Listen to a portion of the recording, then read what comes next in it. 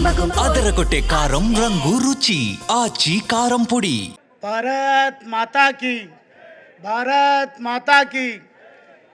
గౌరవ పెద్దలు ఈరోజు దీక్షలో ప్రత్యేక ఆకర్షణిస్తూ రాష్ట్ర అధ్యక్షులు నిరసన కార్యక్రమాన్ని మొదలుపెట్టడం జరిగింది. ఈ కార్యక్రమానికి ముఖ్య అతిథిగా మన కేంద్ర మంత్రివర్యులు కిషన్ రెడ్డి గారు, అదేవిధంగా వేదికపై ఉన్నటువంటి పెద్దలందరూ రావడం జరిగింది. వేదిక ముందున్నటువంటి కాషాయ సైనికులందరికీ, రాష్ట్ర వ్యాపితంగా ఈ కార్యక్రమాన్ని వీక్షిస్తున్నటువంటి ప్రజలందరికీ కూడా నేను పేరు పేరున విజ్ఞప్తి చేస్తా ఉన్నా.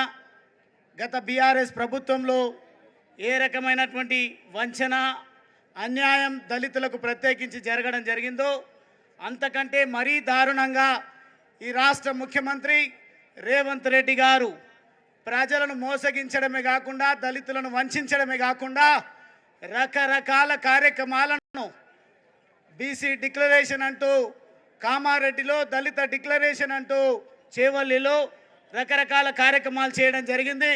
కానీ నేటి వరకు ఏ ఒక్క హామీని కూడా నెరవేర్చకుండా ప్రజాధనాన్ని దుర్వినియోగం చేస్తూ రాష్ట్ర వ్యాపితంగా జరుగుతున్నటువంటి స్థానిక సంస్థల ఎన్నికల్లో తన పార్టీ ఉనికిని కాపాడుకోవడం కోసం మున్సిపాలిటీలలో, అదేవిధంగా కార్పొరేషన్లలో సమావేశాలు, సభలు నిర్వహిస్తూ ఉన్నారు.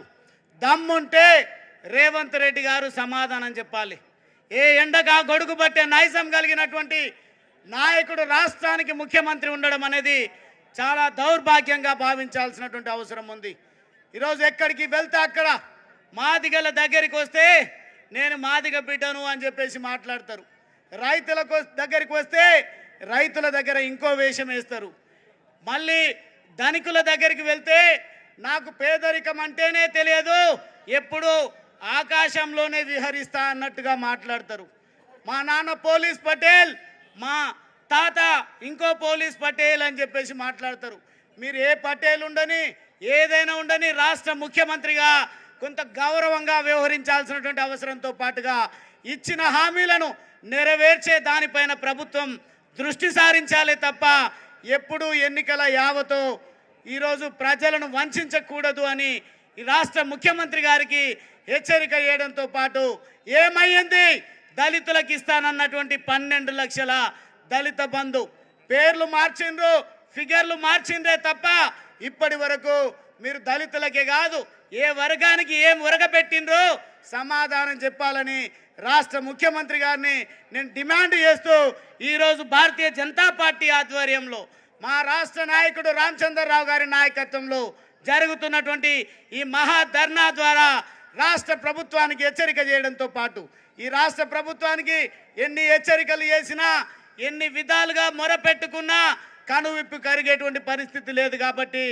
పోరాటాలే ఏకైక మార్గంగా ఎంచుకొని భారతీయ జనతా పార్టీ ఈ ప్రయాణాన్ని మొదలు పెడుతుంది. కాబట్టి ఖచ్చితంగా ఈ ప్రభుత్వం మెడలు వంచడంతో పాటు భవిష్యత్తులో నిజమైనటువంటి పాలన రాష్ట్ర ప్రజలకు అందాలంటే నరేంద్ర మోడీ గారి అడుగు జాడల్లో ఈ రాష్ట్ర ప్రజానికం నడిచే విధంగా నిరసన కార్యక్రమాలకు రూపకల్పన చేసి భవిష్యత్తులో ఈ తెలంగాణ అసెంబ్లీ పైన కాషాయ జెండా ఎగిరితే తప్ప ప్రజలకిచ్చే హామీలను నెరవేర్చే పరిస్థితి లేదు అనేది ఈ మహాధర్నా ద్వారా ప్రజానికానికి తెలియజేస్తూ మరొక్కసారి రాష్ట్ర ముఖ్యమంత్రి కళ్ళు తెరవాలని నేను విజ్ఞప్తి చేస్తా ఉన్నా. లేని పక్షంలో మిమ్మల్ని గ్రామాలలో అడుగుపెట్టనిచ్చే పరిస్థితి లేదు. అందుకే నేను ఈ మధ్యకాలంలో భారతీయ జనతా పార్టీ రాష్ట్ర కార్యాలయంలో నేను సమావేశం పెట్టడం జరిగింది. ఆ సమావేశంలో ప్రత్యేకించి ఒకే ఉదాహరణ నేను ఇవ్వడం జరిగింది. మీరు దళితుల ఆదరణ కోల్పోయినరు, ఆదివాసీల ఆదరణ కోల్పోయినరు, అదేవిధంగా బంజారా, బడుగు బలహీన వర్గాల రైతుల ఆదరణ కోల్పోయినరు. కాబట్టి ఒకటే ఉదాహరణ నేను ఇవ్వడం జరిగింది. మీరు నల్లమల్ల బిడ్డ అని పదే పదే చెప్తా ఉన్నారు కదా, దమ్ముంటే నల్లమల్లలో జరుగుతున్నటువంటి స్థానిక సంస్థల ఎన్నికల్లో పోటీ చేసి చూడండి అంటే పోటీ చేయలేకపోయింది కాంగ్రెస్ పార్టీ. ఈరోజు భారతీయ జనతా పార్టీ నల్లమల్ల గడ్డన ఈ కాషాయ జెండా స్థానిక సంస్థల్లో ఎగరవేసింది.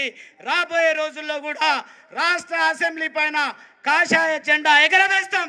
నరేంద్ర మోడీ గారి నాయకత్వమే దేశానికి శ్రీరామ రక్షగా దేశ ప్రజలు ఏ రకంగా అయితే భావిస్తూ ఉన్నారు, రాష్ట్ర ప్రజానికానికి అందరు కూడా తెలియజేసి నిజమైనటువంటి స్వేచ్ఛ స్వాతంత్ర్యాన్ని ఈ రాష్ట్ర ప్రజలకు అందించేటువంటి ప్రయత్నం భారతీయ జనతా పార్టీ చేస్తుందని ఈ మహాధర్నా ద్వారా తెలియజేస్తూ ఈ అవకాశం ఇచ్చినటువంటి అధ్యక్షులకు రాష్ట్ర పార్టీకి ప్రత్యేకమైనటువంటి ధన్యవాదాలు తెలియజేస్తూ నేను సెలవు తీసుకుంటా ఉన్నాను.